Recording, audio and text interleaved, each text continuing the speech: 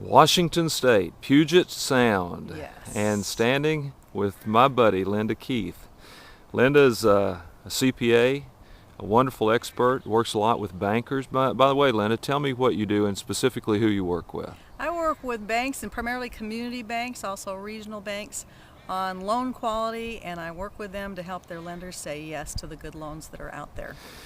At this time, when we're talking about all the changes that have transpired in the financial services market, specifically banks, you know, people have read about bank failures, they've read about the challenges, the bailouts, all of those kinds of things. What are you telling leaders these days about leading and progressing through very tumultuous times? Yeah, we are in some rough waters, which sort of fits with being right next to Puget Sound. And I've just recently taken up sea kayaking, and I've noticed a sort of a leadership lesson coming out of my kayaking experiences. Right now, we are suffering from the fact that when it was like 85 degrees and sunny, we were making some loans, the banks were making some loans that would work great as long as it was nice and sunny. And then when the waters got rough and some of these businesses found themselves upside down underwater in 50-degree water, things got much tougher. What leaders can do right now is something that we do in kayaking. There's a couple of things. One is the leaders have to pull people together and be communicating more closely when times get difficult. And the leaders are the ones who actually could look ahead and see that tough times are coming. Well, let me stop you for a second, Linda. When you talk about pulling this group together, and nobody would argue with that. It's important that we have our team, you know, of one accord. But you're talking about communicating. Now, when we communicate with our followers, with our team, it's real easy to communicate good news and smooth waters. But how do you go about communicating as a leader? How do you go about communicating rough water ahead and difficult times and still maintain the morale of employees at the same time? Well, actually, the first piece of that starts way before you get in the rough waters, doesn't it? For example, in kayaking, we practice and learn how to rescue ourselves in tough waters back when things are calm or in a pool. So it's tough if you're a leader and you've waited till we're in trouble to try to make the connections. Right. You set the stage for it early on. The other piece to that, though, is that when your employees or the people on your team already have a relationship of communication because you've set the stage, then all you need to do is say rough waters ahead, form up, and everybody already knows what that means, how they need to get together. It's a pre-planned, disciplined, pre-planned response to challenges. And it is planned, and that really is the key. I plan to capsize. I don't want to capsize. It's not my hope to be upside down underwater, but I plan to do it so that when it happens, my brain immediately goes to, here's how you get out of this. Now, the leaders in my group are the ones, though. See, I'm new enough at kayaking that it's the leaders in the group that can say, okay, we got a 2-mile nautical mile crossing coming up. It's a boat passage.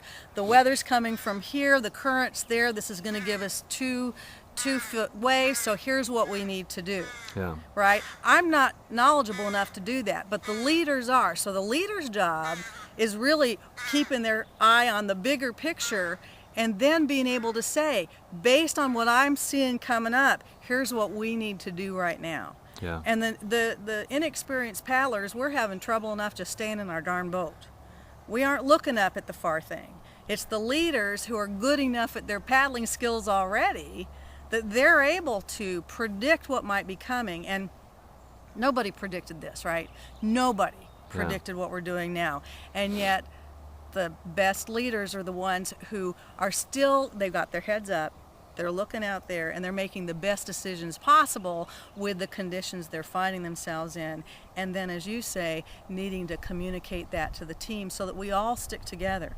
Another example, just last Sunday, I was crossing a passage with a group of kayakers. 2 nautical miles, boat passage. Turns out that I wouldn't have known this, but the leader knows that in a passage of that type, the kayaks need to stay together. We need to stay together because if we get off by ourselves, a big boat won't see one kayak. But they will see a cluster. They'll see 13. Yeah. Not only that, but if I capsize in the middle of a 2-mile passage in 48-degree water, the leader or other people able to rescue has to be close enough by to be able to do the rescue. I'm reminded of the passage from the Jungle Book that says, the strength of the wolf is the pack, but the strength of the pack is the wolf. Together you're stronger, but you're stronger because individuals understand their role in that particular process. That is so true. And in our small kayaking group of 12 at that point, every single one of us has the capability to rescue another one. Yeah. Every one of us. We've all gotten the training. Every one of us has the ability actually to rescue ourselves if we had to. But with 12 of us there, we're going to be back in the boat a lot faster. We're going to be less cold. We're going to be much better able to make it to shore. Linda, thanks for reminding us about us as leaders, reminding us about the responsibility that we have to our teams to be able to see vision, communicate the obstacles or the smooth water that may be ahead, and also encourage them in that right, but also reminding us of our responsibility for pulling people together and salvaging the team and rescuing individuals as the times get difficult. You're a good friend, and I appreciate you taking time. As I've already said, you live in a little slice of heaven right here in Washington State Happy on to have you Puget come. Sound. You've been a wonderful hostess. Thank you very much. You bet.